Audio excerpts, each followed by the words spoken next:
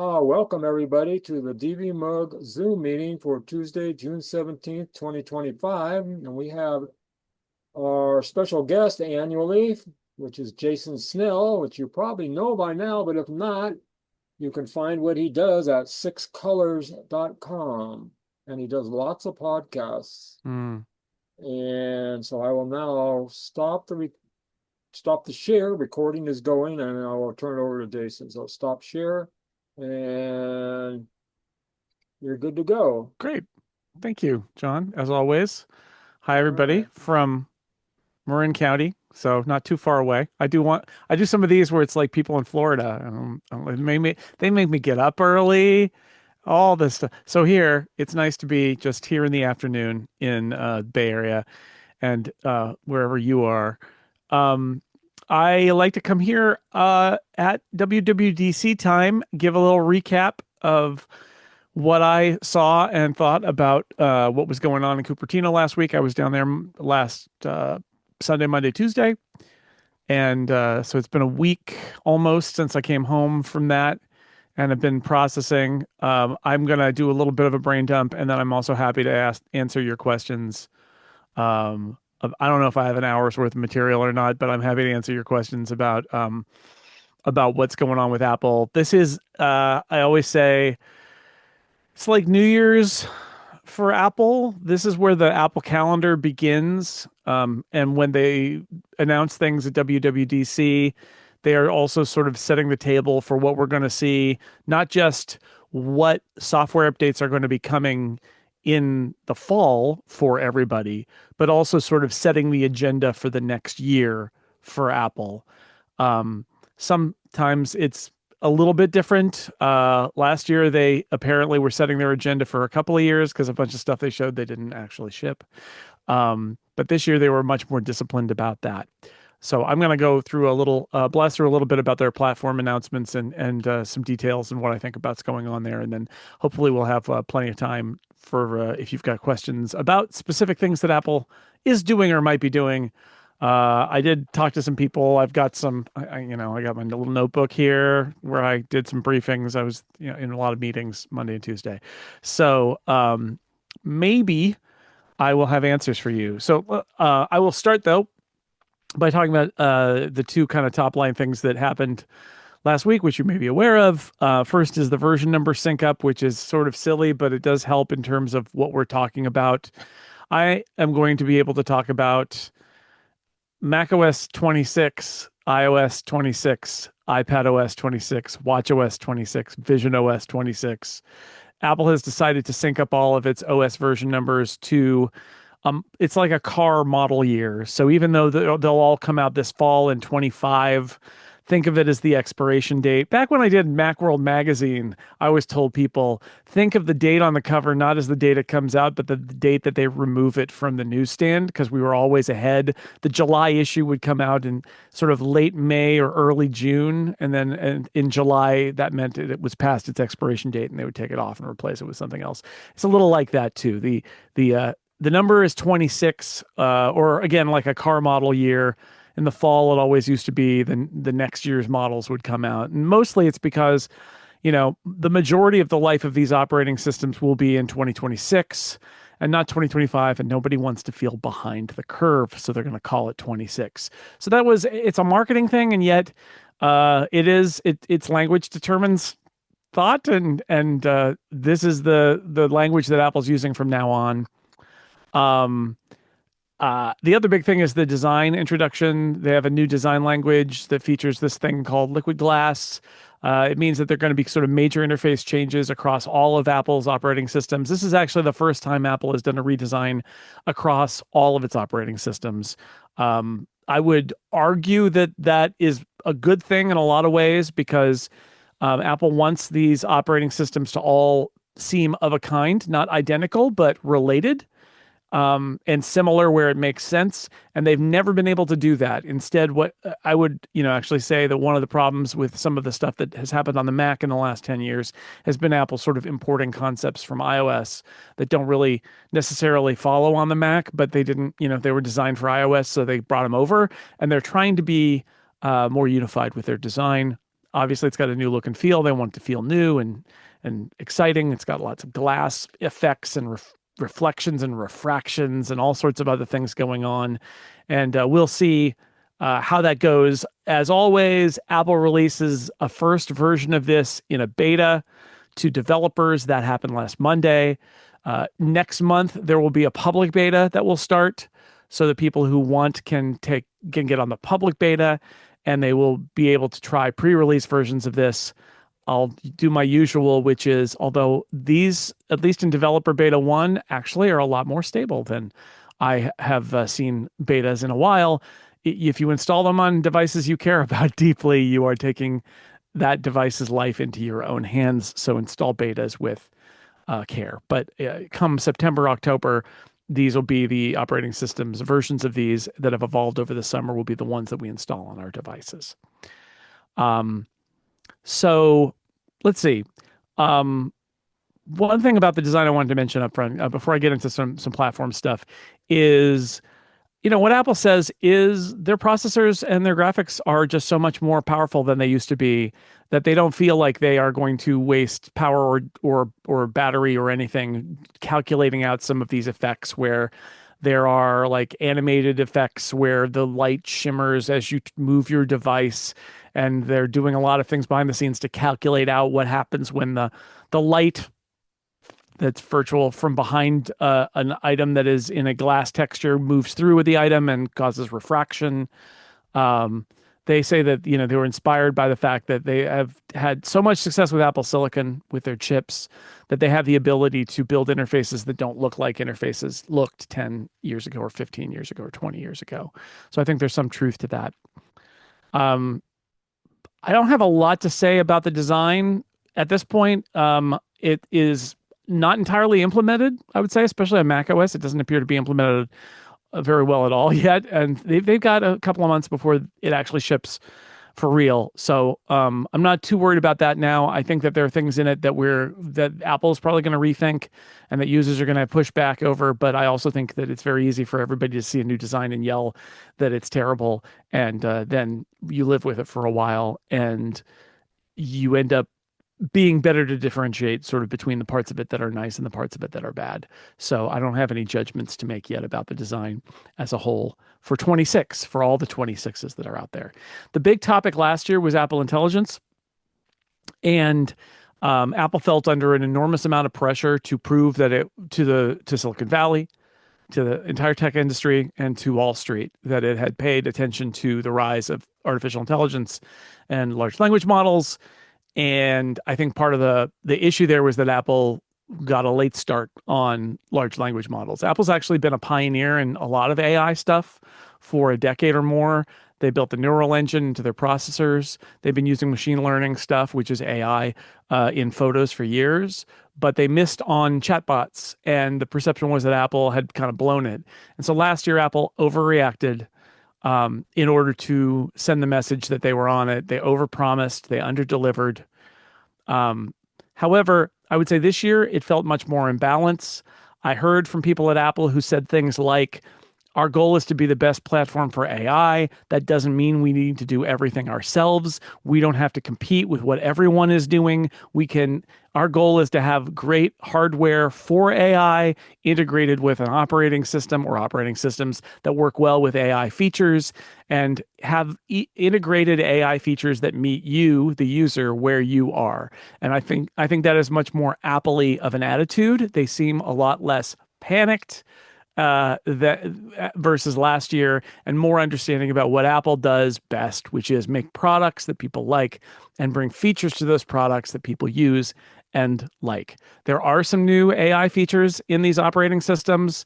There's visual intelligence via screenshot. This idea that if you can press a couple of buttons on your phone, and then it will either detect content on the screen, or you can circle it or rub your finger on it, or you can just type in a thing and you can act upon it. We'll see how practical that is, but there's some interesting potential uses there. They updated Genmoji, which is one of the more least important but more fun features of of last year's operating systems to allow you to sort of mix and match emoji into a more complex emoji, which is kind of cute. They added ChatGPT support to Image Playground, which is good because Apple's Image Playground model is still not very good, and ChatGPT's image generation model is much better. They're also doing something new, and this is great news, I think. They are opening up access for any third-party app to use Apple's on-device model. So let me explain how an important point to make about what we were talking about when we talk about AI models is they can be big or they can be small. The ones you've heard about, like ChatGPT, are big. They run in the cloud. They use a lot of energy, and they are running on enormous servers. And every query goes out and runs through an enormous server and then gives you a response back. There are smaller models that use less power or use less processing time and can run. And I should also say the large models also use enormous amounts of memory. There are smaller models that can run on a device like an iPhone or a Mac using the memory on that device. Apple Intelligence did this last year with a bunch of stuff. It ran on device. Apple has improved their on device model, and in a big win for third-party app developers, they will now have full access to Apple's on device model. This is a big deal because previously to integrate AI features into your app was very hard. You either needed to find a model and import it and put it on your app, and there were a lot of issues with that, including it being sort of out of date pretty fast, or you had to use something like ChatGPT, at which point either your users need to pay ChatGPT, or you need to pay ChatGPT, or an alternative to ChatGPT. And now they will be able to use Apple's on-device model, updated by Apple constantly and for free, and in the background, and it's private. And like that I've already heard from a lot of app developers who are very excited about that.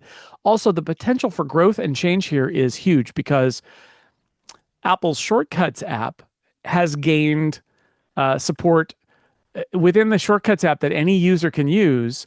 It's got direct access to Apple's on-device model. So you could write a shortcut that says, here's some text, can you summarize that? Or I use these 5 tags in notes. Here's some text I'm putting in a note. What tags should I use? And it'll come up with the tag for you. Pretty cool. A lot of fun stuff that you could do with that. And users will be able to do that too now, just using the on-device model. But it goes better because Apple's also letting users attach to something called private cloud compute, which they announced last year. This is Apple's attempt for those models that are larger, that require servers in the cloud and lots of RAM, lots of processor power. Apple has built this system using what's called private cloud compute, where Apple can't see what you're doing. It's completely private. It runs on the cloud servers, and then it's discarded, and the answer is given back to you. And Apple has published all sorts of code for these servers and given it to security professionals and said, we'll pay you a bounty if you can find any place where our security is not up to speed here. And thus far, everybody is very satisfied that Apple has built a system that lets you use the power of the cloud to do AI without it being a security or privacy issue, because nobody is looking at that data. It is secure and private by design. Well, app developers don't have access to that yet, private cloud compute, probably because they will need to pay some amount, just like you have to pay to get weather data, that kind of thing. I bet they will soon, and that's exciting. But Shortcuts users can use it now too. So if you don't get good answers from your local on-device model for your shortcut, you could actually send it to the cloud for free and try that out. And if that's not good enough, Shortcuts users can also just send it to ChatGPT and get an answer from there. So Apple has you see how Apple has progressed, that they've opened up their models to developers and to Shortcuts, and they also feel free to sort of be a little more expansive and say, if you want to use ChatGPT, you can go right ahead. They are also the other thing I wanted to mention about AI before I move on to other stuff is app developers use a tool called Xcode to write their software. And last year Apple announced that they were doing a thing called Swift Assist, which was going to bring AI coding tools to Xcode. AI is a huge thing among programmers. There are a lot of things that AI tools can do that really make it easier to be a programmer. They clean up a lot of the grunt work and let you focus on what programmers are really good at. The feedback Apple got when they announced Swift Assist was that it was like Apple's model was the one that ran, and I think the output was okay, but not great. But what's happened for programmers is every few weeks or month, there's a hot new AI model from some company that's supposed to be great for programmers. And I think this is a great sign for where Apple's head is in terms of this year versus last year, is they rebuilt Swift Assist, not just to work with a custom model that they worked on with OpenAI that's based on ChatGPT, but it's specific to Xcode and Swift programming language and all of that. But in the preferences in Xcode, and this is shipping now, you could literally put any other AI model. You put in the URL, you put in your API key. You can run it on device, you can run it in the cloud, and it works entirely with Xcode. And this is interesting because it's Apple acknowledging that this area is moving so fast that Apple can't bake in features because every few weeks there will be a new feature that somebody's going to want to build in for programmers. And so they basically said, if this week you're using Claude from, Anthropic, and then next week you're using a new thing from OpenAI, and then there's a thing from China that comes across that you're like, I want to try that. Doesn't matter. They're going to let developers use that with Xcode. And I think that just says something about Apple's attitude being so different. Last year, they were sort of panicked to show that they were leaders in AI, which they weren't really. And this year, they had this attitude, which is, meet you where you are. We don't have to compete with what everyone is doing. We just want to be the best platform for AI. I think it's a healthier and more Apple-y thing to do. Okay. Some quick recaps of the big operating systems. We'll start with iOS 26. New design is there. That's going to be across all of these things. They have changed this thing that they added on Vision Pro last year, where you can convert any 2D photo into a 3D photo. They threw that out and replaced it with a different algorithm that does this processing, AI processing of a photo to give it depth. And the reason they did that is there are a bunch of places in, especially iOS and iPadOS, like a lock screen, where as you move the device in your hand, you'll actually see a depth effect going on in the background, because it's generated basically a three-dimensional layered map out of your two-dimensional photo. So they really want to jazz up your lock screens. The camera app has been simplified a little bit, so that if all you want to do is toggle between take a picture or take a video, it's a lot easier to do that. All the other stuff is still there, but they're trying to make it a little simpler. There are, let's see, what else? Big updates to CarPlay. I don't know how many of you use CarPlay in your phone or in your cars, but it's a lot better. It reacts more responsively to the size of the screen in a given car. So if you've got a larger screen, instead of everything being blown up huge, it will actually, like going from a laptop monitor to an external monitor, it actually recognizes it's a bigger screen and puts more information on it instead. There are a bunch of improvements there. You can run widgets in CarPlay now, which is really great. You can run live activities in CarPlay now. And there are a bunch of other features that they've announced in the last few months, like if you're streaming sports, like if you're in the MLB app and you're streaming a baseball game, that app can now put up a score and status, not just play the audio, which is, I think, pretty great, because I always get frustrated when the MLB app is just playing audio and it's like, show me the score. It'll actually show you the score now. Well, they have to do an update to do it, but I'm pretty sure that they will do that. Let's see what else. The major overhaul to the phone app is another part of iOS. I know this is really funny. Some people use the phone app all the time. Some people don't use the phone app at all. There's a unified view with favorites and recents and voicemails and all of that. But they've also added these clever features that extend on the live voicemail feature that they added a couple years ago. They now have a call screening feature. So if you're like me, you may have turned on the feature on your current iPhone phone app that doesn't, if I don't know who the caller is, it just sends it to voicemail.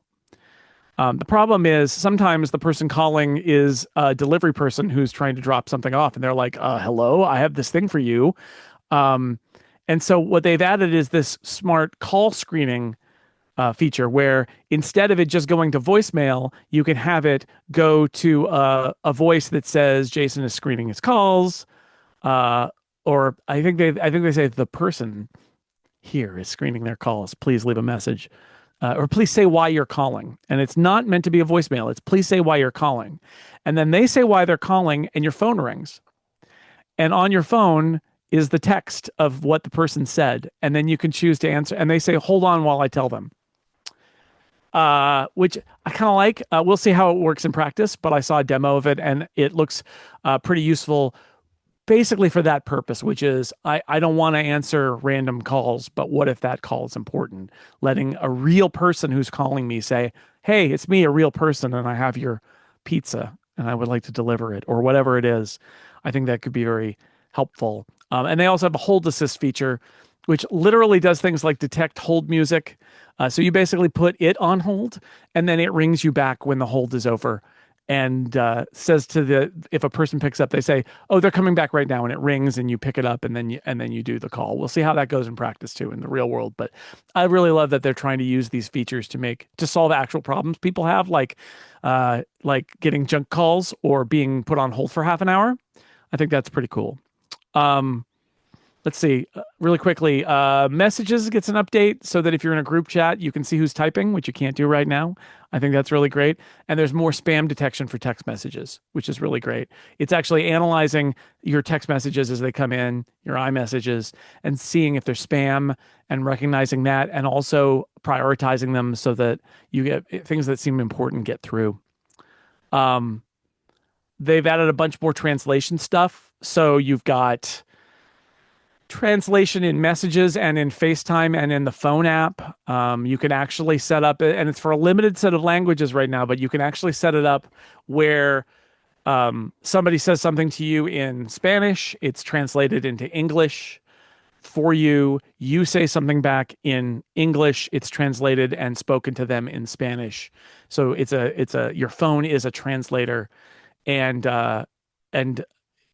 the demo I saw was pretty impressive, but again, it was a demo at Apple, so we'll see how it works in practice.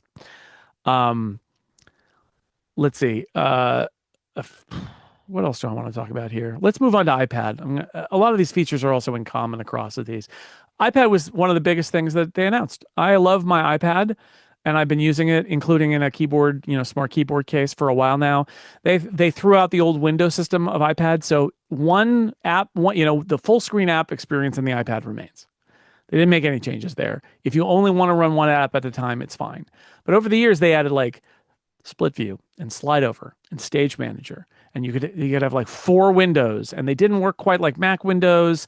You couldn't like cover them over each other, and they couldn't go off the edge, and you could only size them to certain sizes and place them in certain places.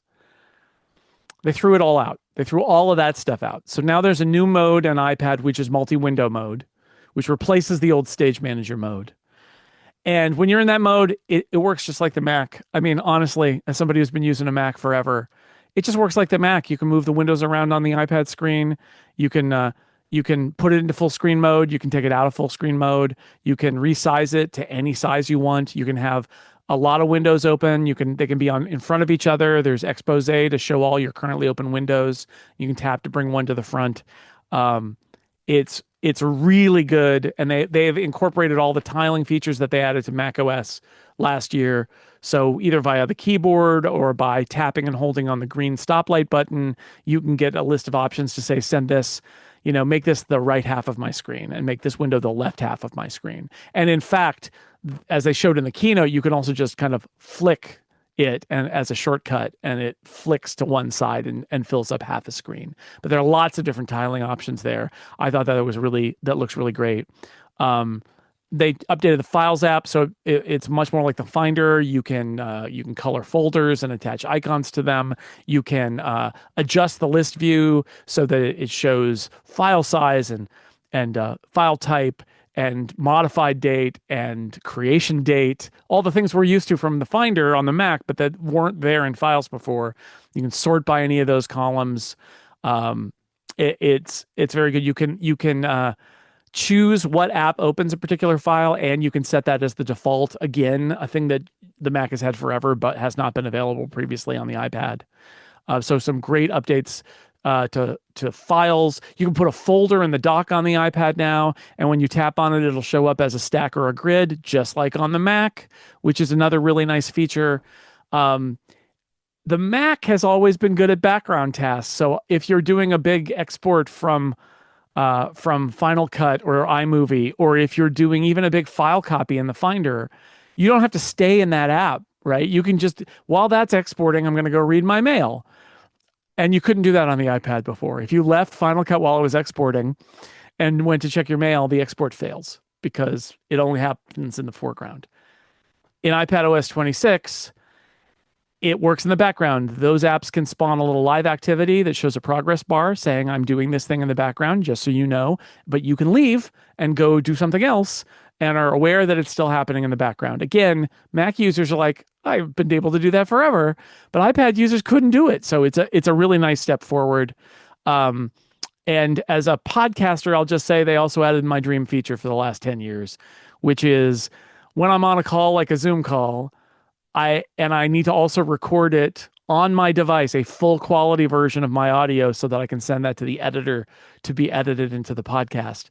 I can now record that local recording on the iPad. Previously, you couldn't do that. You couldn't record locally while you were also using an app to talk to other people on the internet. So a lot of big wins on that front. Which brings me, oh yeah, go ahead.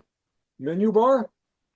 Oh yeah. There's a menu bar. I should say it's very funny. I wrote a piece about this, I think 4 years ago, about how if you held down the command key on the iPad, it would show you all of the like commands and shortcuts that you could use in that given app, and they were organized in an interesting way. It was like file and then edit. I'm like, wait a second, that's like the menu bar. Well, they finally did it. If you swipe, if you're in multi-window mode and you swipe down from the top of the screen. It's centered, which is a little bit weird, but whatever. It's a menu bar, and it's got all the commands in it, and it shows you all the keyboard shortcuts. So you can actually use with an iPad now multi-windows and a menu bar, and like it feels at a top level. What I would say is, I think for many years Apple was reluctant to do things on the iPad that were like the Mac. They're like, but this is the iPad. Let's do it in a different way. And that's not necessarily bad, but I think what we've all discovered in the last 5 or 10 years is that the Mac's pretty good. And some of the reinvented ways that they came up with for the iPad were not as good as the Mac was. Some of them were good, but some of them weren't. And I think Apple is no longer afraid to say, you know what? We solved that one with the Mac. We're just going to do that. Menu bar could be useful. You can hide a lot of commands there sometimes I try to use an app even like Numbers, one of Apple's own apps like Numbers or Pages, and I'll know that feature is there, and I can't find it. Because if all you're using is a touch interface with no menus, you end up being like, it's in this tab, and it's in a pane, and then I tap an icon, and it brings up a sheet that has a tab, and then I swipe, and I scroll down, and then I tap, and then I've got the thing. And on the Mac, I would just go to the menu, or I'd go to the help menu and search for that command and find it in the menus and use it. Speaking of which, Command Shift question mark, if you've got a keyboard attached to the iPad, does exactly what you think, which is automatically bring up the search in the menu bar so that you can type the command to search for a command in the menu bar system of an iPad app. So yes, it's pretty great. There's a lot of really great stuff in there. But you know what? One of my favorite things about this year is the Mac. I cannot believe that I'm saying two of the best things that happened at WWDC are the iPad and the Mac. I feel like it's been Vision Pro and Apple Intelligence and lots of iPhone stuff for so many years, but the iPad got a lot of love and the Mac got an enormous amount of love. Now, in the betas, the design is broken and they need to do a lot of things to fix that. But they added support for live activities in the menu bar. So if you've got your iPhone nearby, they do iPhone mirroring. But now if your iPhone spawns a live activity and you need to keep an eye on something, you can still see it in your menu bar. I really like that. They did a bunch of things to shortcuts. As I said, you have the ability to use device models or private cloud computer, ChatGPT. But they also brought back what those of us who've been using the Mac for a very long time might remember as folder actions. Well, they brought it back. You can now automate shortcuts to do things based on time or based on activity in the system, including putting a file in a folder, which is huge because it means that you can automatically act on actions on your Mac using shortcuts, which you can use like Hazel or other third-party apps to do it, but like that used to be a system feature that kind of just died on the vine, and it's back. So that's exciting too. Um, and then, believe it or not, the big star was Spotlight. Apple really extended Spotlight this year. Spotlight, when it came out, was really slow, and it was really just for full text search. And then over the years, they made it faster to find files. They made it faster to launch applications. They've kept on improving it. And this year, they went above and beyond. Spotlight now, they've got these things called quick keys where you can assign, or it'll automatically assign a couple of characters in Spotlight to do a task. So you can get to it much faster. If you're using a particular app at that moment and you do command space, it'll, in addition to doing whatever searches you want, it will also search the menus of that app. So if you don't want to do command shift question mark in order to get to search, you can just get it from Spotlight now.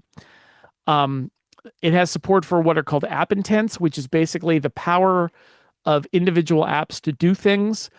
This is what Shortcuts uses to control apps.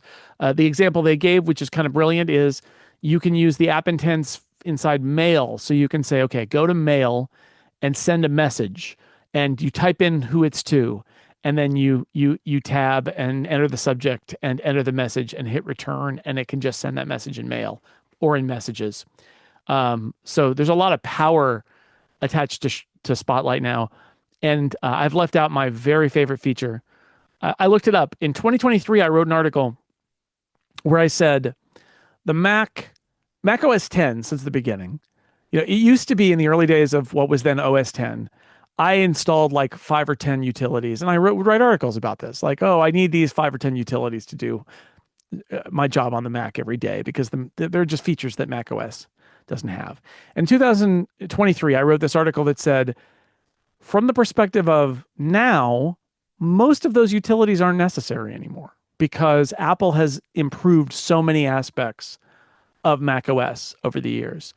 But there were a couple that I realized that I relied on that they didn't get to. And one of them was folder actions, which I mentioned, which having shortcuts be able to react to things happening on your system, which is in there now. But the big one that I wrote a couple articles about this because I realized this is the big missing feature of Mac OS, is clipboard history.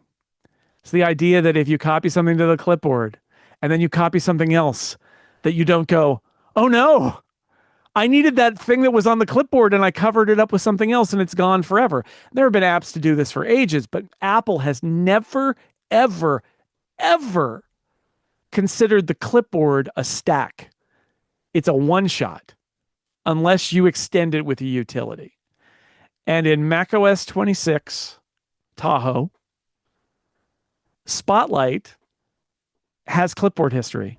It saves all your clipboard items for, I think it's like 6, 7, 8 hours, something like that. It's not a number. It's actually based on time. But what that means is if you without installing any extra software, if you copy something and then copy something else and want to go back to that previous thing, you can do Command Space, and I think it's Command 4, and it will just display a clipboard history, and you can go pick the thing that you thought you destroyed and press return, and it inserts it or puts it on the clipboard or whatever you want. I can't believe they did it, but and it's a power user feature, I'll grant you, but having the ability to here's my 20-second plug for clipboard history. If you've ever gone select, copy, click on a new window, click, paste, go back to the first window, select another thing, copy, click into like a web browser or whatever, click, paste, because you have to go back and forth and back and forth. With a clipboard history, you go select, copy, select, copy, select, copy. You copy all the things, and then you go over here and you go paste, and then history, paste, and you're done. It saves time. You don't lose stuff that you meant. Oh, I didn't paste that thing yet and it's gone. It's great. So they added it to macOS for 26. I'm very excited by that. Um, Really quickly, let me blow through the other operating systems. Um, WatchOS has a thing called Workout Buddy. I don't like it, but it's there. If you've got a phone that uses Apple Intelligence, it's sort of like a machine generated human like voice that will tell you, come on, you're doing great when you're running or whatever. I didn't like it. I felt like it was literally just reading the stats off of my Apple Watch. And I'm like, I don't know why I need uh, a, a very perky British man yelling that at me while I'm running. Um, but WatchOS will its interface is refreshed a little bit with that same new design language. And there's some nice little things. They're adding a new gesture. So last year they added this sort of double tap gesture on WatchOS. This year, even better, there's like a little dismissal gesture. So if you get something and you want to dismiss it, you can actually just flip your wrist and it flicks it off, just using the sensors to come up with little gestures. I like that. I think that's really very clever. Um, Not much happened in tvOS for Apple TV. I'd say the most notable thing there is if you log into a bunch of apps using the same email address that you use for your Apple account, they are going to make it possible that those apps will basically be able to go and say, oh, Apple knows who you are. You're this person, and let you log in. If those apps support this feature, that will make it easier to log into stuff and stay logged in on Apple TV. But there's a bunch of things I want Apple TV to be updated to do, and they didn't. They didn't do any of those things. Um, Vision OS, Vision Pro remains a product that is basically destined for the future and not the present. It's just kind of an experiment right now. That's okay. The important thing, though, when you're building for the future, is to keep building it, and they did. They added a whole bunch of stuff. The personas, which are your kind of like virtual person you use in meetings, got way better. They are shockingly lifelike now, and that's one of my favorite features of that.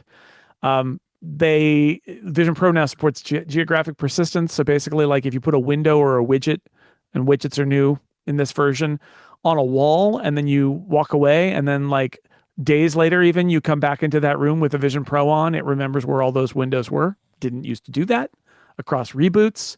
It's really nice. You can place objects in places and know that they'll be there when you go there again. Really good. They have really cool features to like stick widgets to walls and stuff. Um, and let's see. Oh, and they added a new environment where you can be on a moon of Jupiter and watch Jupiter while you type, while you watch a movie. I don't know, but it's really cool looking. Um, that is my blast through updates to WWDC. I'm sure I skipped a bunch of stuff, but I hope I have left enough time, which I think I have, that if anybody has any questions, you want me to talk more about some sort of thing or wondering about something that's going on, or, just want to get something off your chest, now would be a great time. And I'm going to drink some water while you do that. Preview came to the iPad. I think that's big. Yeah, you can open PDFs pretty easily. They And edit them. and do the annotation, and you even use Apple Pencil on them and then save them back out as a PDF.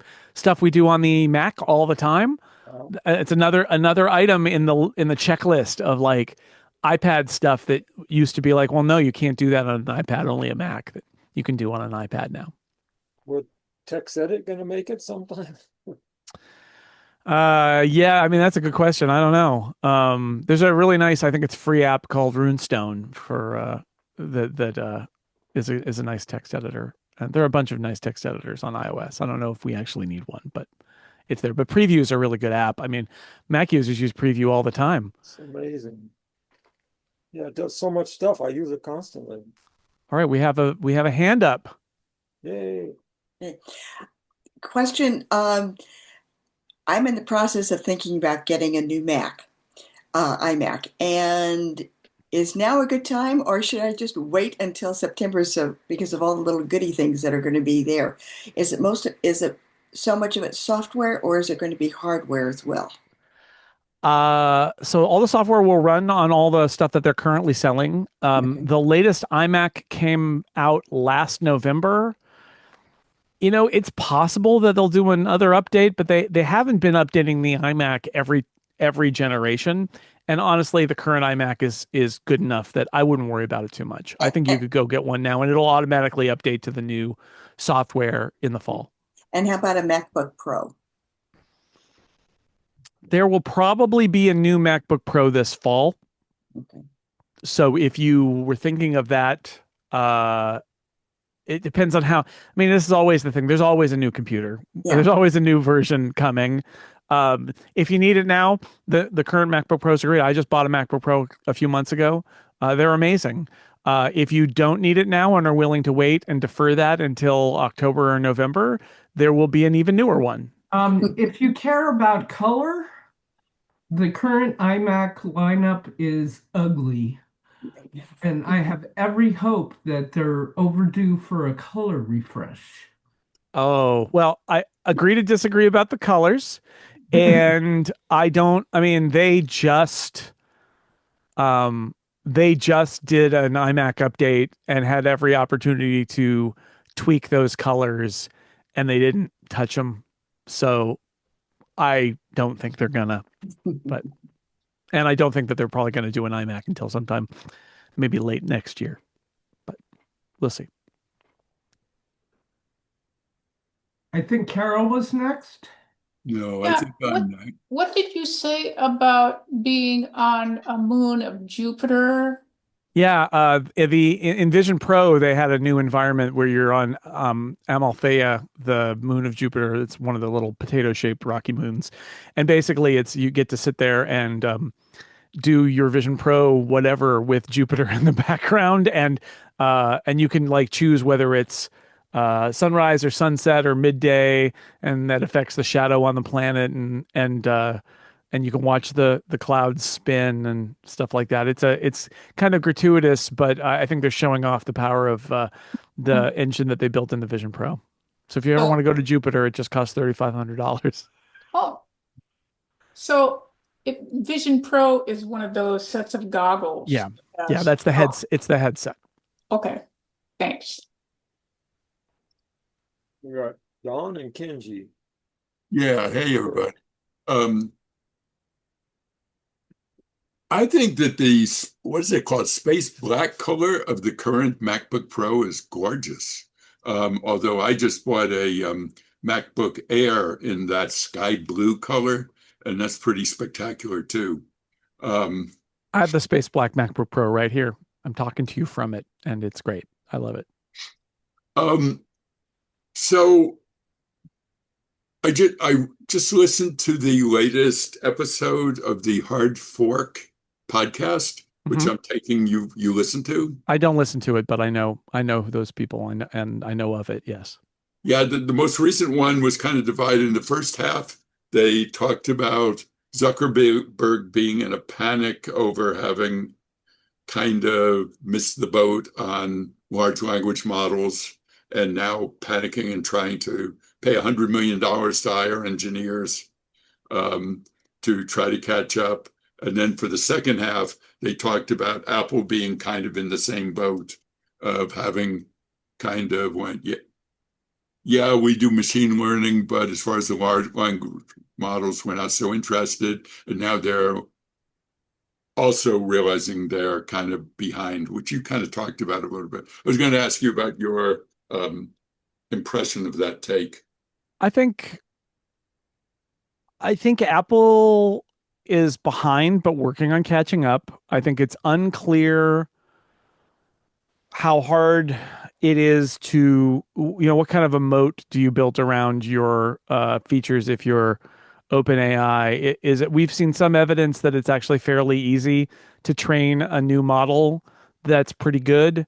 And that's always been one of the questions is OpenAI being the leader mean that they're years ahead, or does it mean that they're weeks ahead? And if it's weeks ahead, that's good for Apple, because even if Apple is trailing, they can trail pretty closely. I would also say that the impression I get from last week is that Apple's working hard on this, but I think Apple is also focusing in some ways on the places where they have a greater advantage. So that on-device model that I talked about, I think Apple, because they've got the good hardware, they've got the Apple Silicon chips, they've got the Neural Engine, and they've got more RAM on their devices than they used to because of Apple Intelligence. Apple has a real advantage if they can work hard to have a great on-device model. On-device models aren't as powerful because they have to run on a phone or a Mac instead of in a giant data center. But they're free. They're relatively fast because they're low latency. You don't have to go over the internet and wait for an answer. And they're private and they're secure. And so I think if Apple, my opinion is that Apple really should be most focused on having their on device model be great, and maybe that private cloud computer model being great, and maybe not sweat it quite so much for the ones that are the enormous models, because there are so many of them out there. And maybe you just work with those companies, which is what they've done, right? With OpenAI and ChatGPT, and potentially with other partners down the road. So, I think it matters to them, and I think they want to be good at it. And I think they've got a bunch of really good machine learning engineers.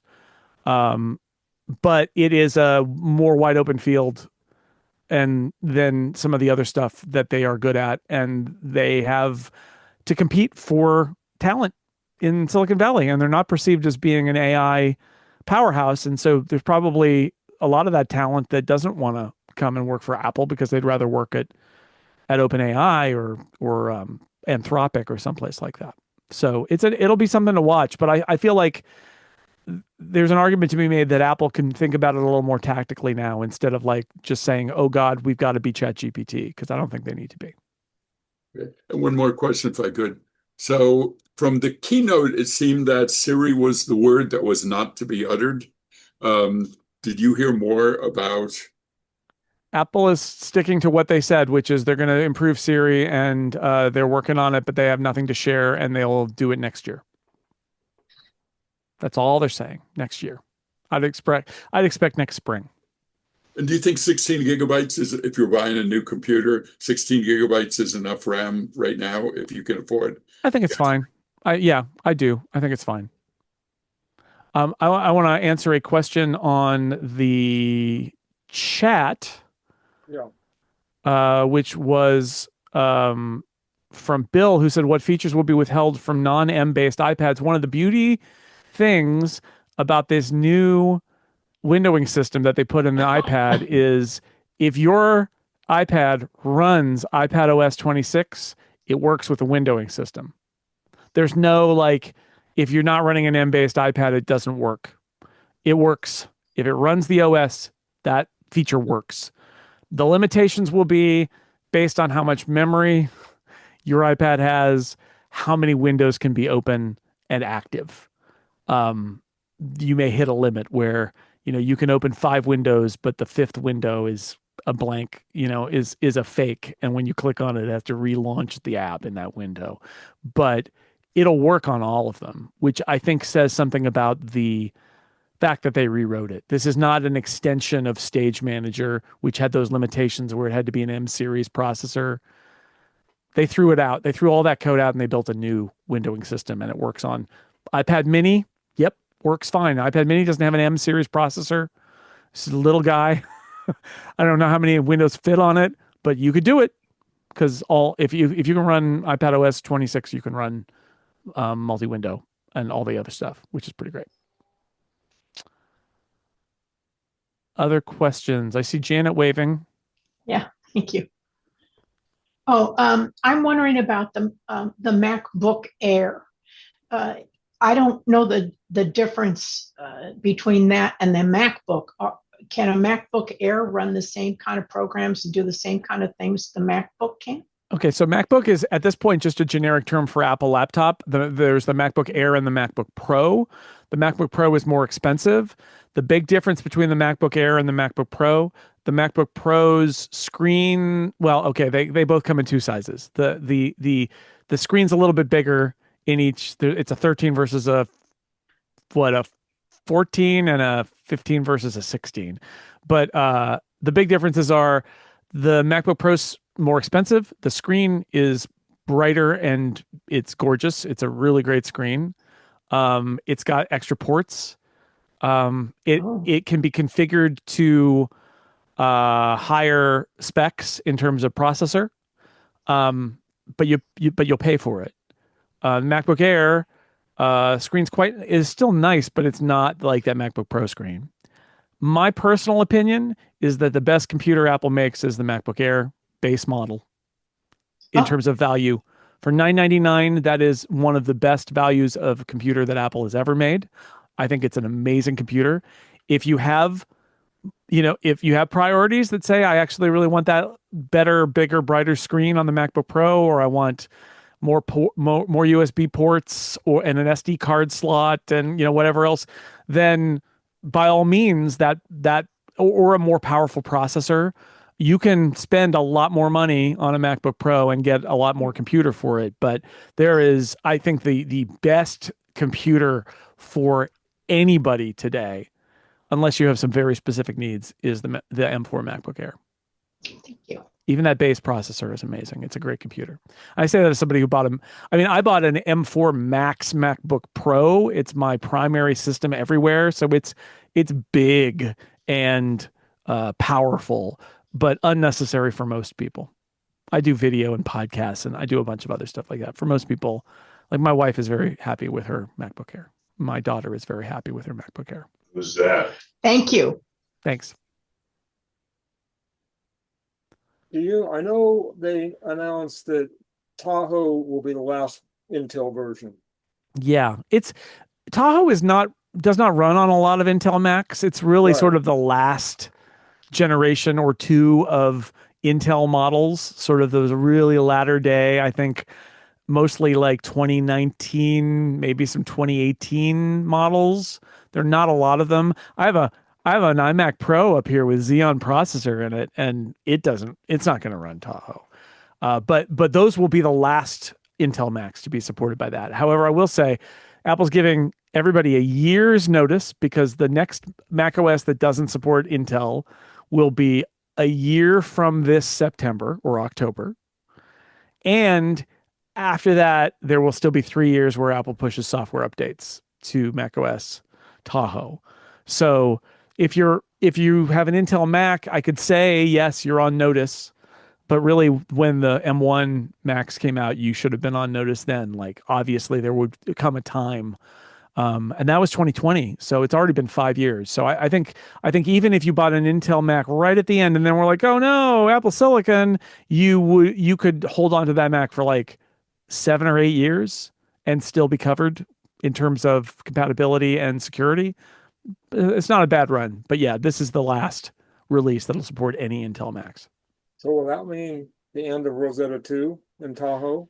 Apple says that the whatever comes after Tahoe will remove support for Rosetta except for a limited number of things, including some games. And again, it's that same thing, which is, yes, if you are relying on an old app that has not gotten an update for Apple Silicon, there will come a time when you may have to not update anymore because until that app gets an update, or you will have to do a virtual machine or something else, keep an old Mac around. But I think Apple's hope is that after 6+ years of Apple Silicon, most of that software should be recompiled for Apple Silicon. The reason I ask is because we run, if you remember from back in the day of bulletin board systems, first class, which is what BMUG ran on. We still run that. So we're frozen at the server levels, fine. But what happens when you get a new Mac beyond Tahoe? Will the client then be dead? Or this company has basically abandoned this app. Right. So I don't. I don't know, but it's possible that will be the end. Yeah, that's what I'm thinking. So, Jason, do you have any thoughts about something to replace our BBS? It depends on how you're using the BBS. I think that there are a bunch, like most of my online community now is in Discord, which is a sort of chat system for gamers, although I'm not a gamer, and I use it to chat with a lot of non-gamers. I also am in a bunch of communities in Slack. If you're preferring something that's a little more properly like a bulletin board, there are, there are a bunch of web bulletin board systems that are out there. Like Discourse is one of them that I know that a bunch of people use. There are a bunch that are available, but that would be the next step. And really the decision there is, do you want something that's more chatty, or do you want something that's more post a message on a forum and then take your pick? But I would probably start with Discourse if I was looking at a forum today, although I don't know if there are other things that have surpassed it, but that might be the state of the art. Leo runs on Discord, and you're running that too? Yeah, Six Colors, The Incomparable, and Relay all have Discords for members. Yeah. Ben Thompson at Stratechery I think uses Discourse for a message board, and that works too. So there's the nice thing is that all these things are out there, and they're generally either free or fairly low fee, especially if you're a nonprofit. And then a bunch of the and some of the is also like open source, like the web posting forum stuff like Discourse, I think is even open source. There are options. Jason, I have a question, if I may. Sure. Was there any news on FileMaker Pro at all? Last year, we heard a rumor that FileMaker was going to be free for private parties, and not a peep. It didn't come up. I didn't hear anybody talk about it. It is far enough afield that I don't think that would be the venue where they would talk about it either. Yeah. But I haven't heard anything about that yet. And I say that as somebody who has made a lot of FileMaker databases back in my day. I still have some. But I haven't heard anything about what they're doing there. A lot of our members also remember very fondly Bento. Oh yeah. But yeah, it just didn't. I mean, I think that was, that was a great product, and it's a crying shame that it disappeared, that they sunset it, that they killed it, because that was I feel like a really good answer to the question of lightweight database. Now a lot of that stuff is happening in Google Sheets and other kind of web-based things where you can do some of those things, or Airtable to do sort of lightweight databases in the cloud. It's not the same, but that's where a lot of that is going on now, I think. Great. Thank you. Yeah, I wish I had news. Did I see Don's hand up a few minutes ago?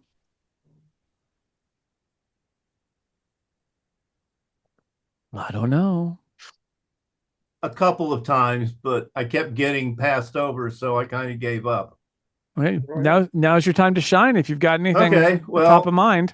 I foolishly bought 3 Intel Macs 6 months before they announced Apple Silicon, one of which was an iMac Pro. Mm-hmm. And since Apple has not seen fit to come out with anything comparable since then, what do? I mean, I bought Apple Silicon Macs, but I mean, the iMac Pro is great. And the fact is the iMac Pro still works, and it'll still work on Sequoia for a while. It does not, it's not supported in Tahoe, but it works with Sequoia. Yeah. I mean, the good news is your computer doesn't stop working just because the OS moves on. And I think by the time that it's really moved on, you will have had those. So that you probably bought those in 2019 or early 2020? Yeah. So, it's 5 years now. Next year, they'll still be viable. That's 6 years. And then it becomes the question of, do you want to kind of linger on without doing, because you can't do an update, or do you go to something else? I will say I went from the iMac Pro to a Studio Display and then you have a choice of Mac Mini is actually a really great value and has a lot of power and has a Pro chip option. Then there's the Studio, which is more expensive, but has even more powerful processors in it. And then honestly, I will say, as somebody who has now for the last few months used a MacBook Pro as my main computer, 95% of the time it's attached to an external display and closed, and I'm just using it like I used my Mac Studio before.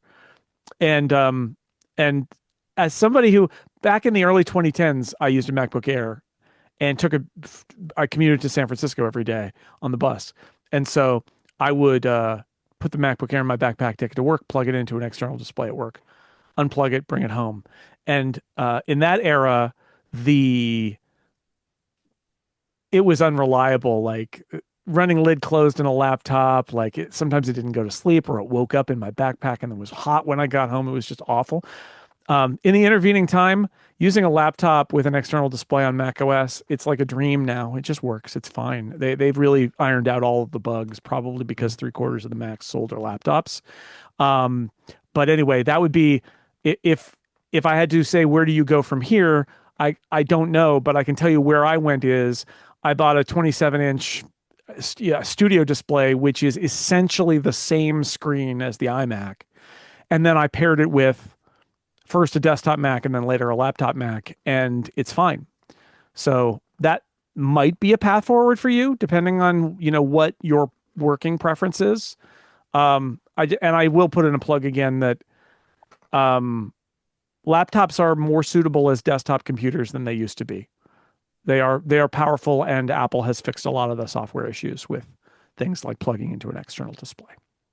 Well, fortunately, my MacBook Pro still has one more cycle left in it, I think.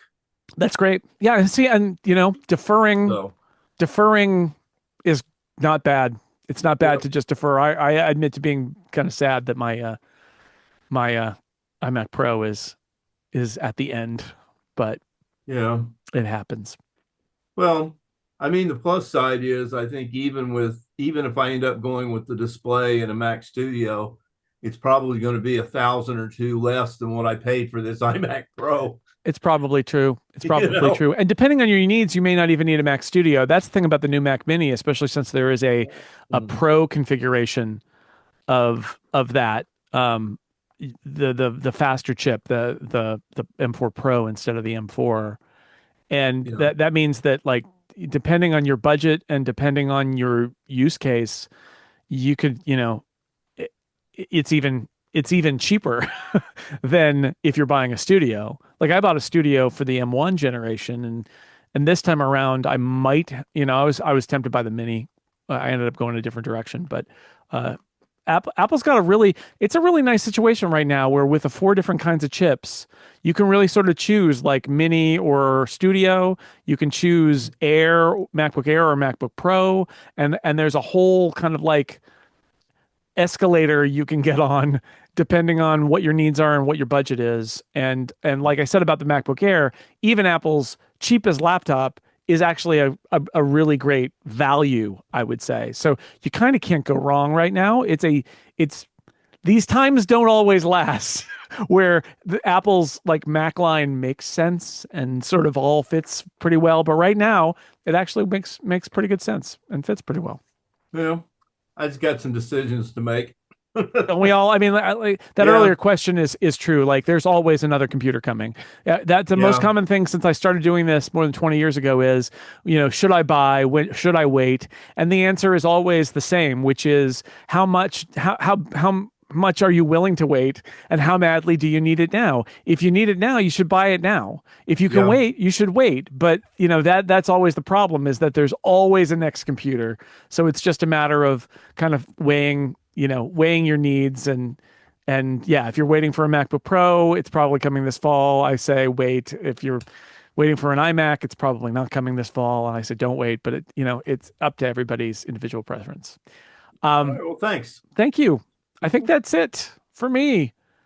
But thank you all so much. I'm sorry, back in the day I used to come out to the East Bay and say hello to you all, but we can do it all through the magic of Zoom and I don't have to drive across a bridge. So I guess that's nice, but I appreciate having my Bay Area people. Thank you. And do it very well indeed. Yeah. Thank you very much, Jason. We really appreciate it. Yeah. Thank you very much.